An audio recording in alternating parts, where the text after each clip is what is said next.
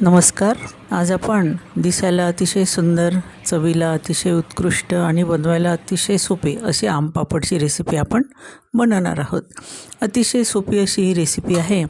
ह्या दिवसात भरपूर कच्चे आंबे आपल्याला मिळतात, तर ते छान आपल्याला उकडून घ्यायचे आहे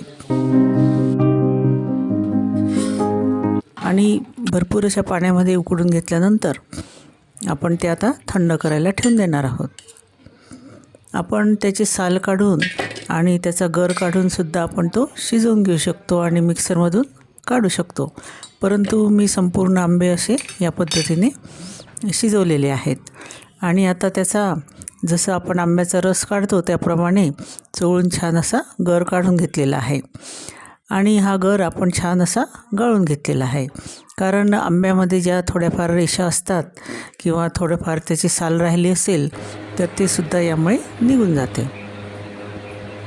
आणि संपूर्ण आपला हा गर असा आहे, त्यामध्ये आपण 1 वाटी साखर घालून घेतलेली आहे.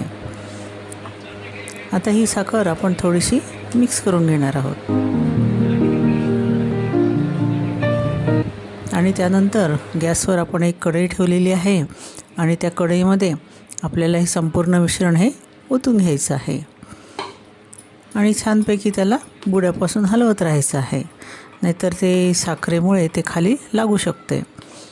अजिबात खाली करपू न देता सतत आपल्याला हे हलवत राहायचं आहे.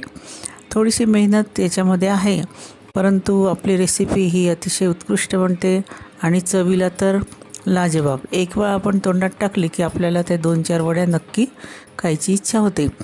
आणि उन्हाळ्यात तसेसुद्धा कच्च्या आंब्याचे पदार्थ हे खाल्ले पाहिजे, तर त्यासाठी आपण हे असे बनवून ठेवायचे.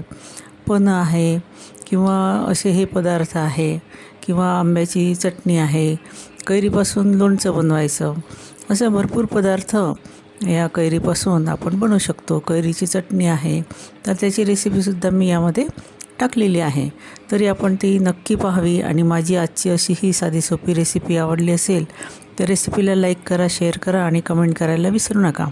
आणि त्याचसोबत माझ्या चॅनलला सबस्क्राईब करा आणि बेल आयकॉनचं बटन नक्की दाबा. त्यामुळे नवीन व्हिडिओचे नोटिफिकेशन आपल्यापर्यंत लवकरात लवकर पोहोचतील. तर आपण आता या ठिकाणी पाहत आहोत की कढईतलं मिश्रण जे आहे तर अगदी ट्रान्सपरंट असं झालेलं आहे. तर या ठिकाणी आपण एक ताट घेतलेलं आहे आणि ते ताटाला आपण तेलाचा हात लावून घेतलेला आहे की जेणेकरून आपण जे मिश्रण यामध्ये टाकणार आहोत तर ते आपल्याला लवकर काढता येईल.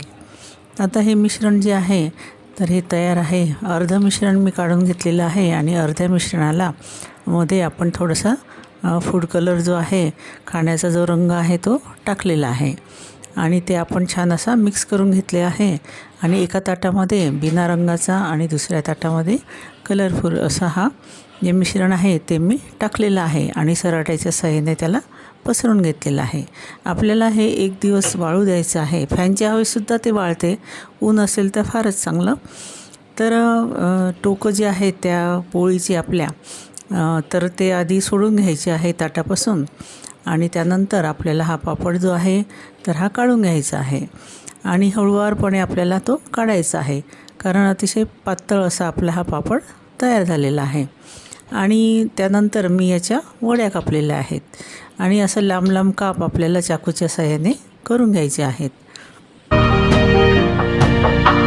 आणि 1-2 पट्ट्या मी छान असे गोल गोल गुंडाळलेले आहेत. आपल्याला ज्या पद्धतीने वाटते त्या पद्धतीने आपण करू शकतो आणि हे छान आरामात 5-6 महिन्यापर्यंत टिकते आणि फ्रीजमध्ये ठेवलं तर वर्षभरसुद्धा ते राहते. आता कैरी मुबलक प्रमाणात मिळत आहे, तर आपण हे असे चविष्ट असे आमपापड आपण तयार करून ठेवू शकतो. यामध्ये आपल्याला वाटलं तर तिखट वगैरे आपण घालू शकतो, पण मी अगदी मुलांच्या दृष्टीने काहीच यामध्ये घातलेलं नाही आहे.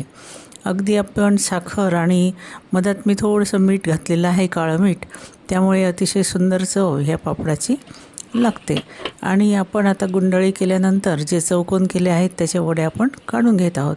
अतिशय सुंदर, ट्रान्सपरंट, दिसायला छान आकर्षक अशा ह्या वड्या तयार झालेल्या आहेत आणि याचासुद्धा कलर अतिशय छान असा आलेला आहे आणि सुंदर आपल्या ह्या वड्या तयार. वड्या म्हटल्यापेक्षा आपण आमपापडच म्हणूया त्याला.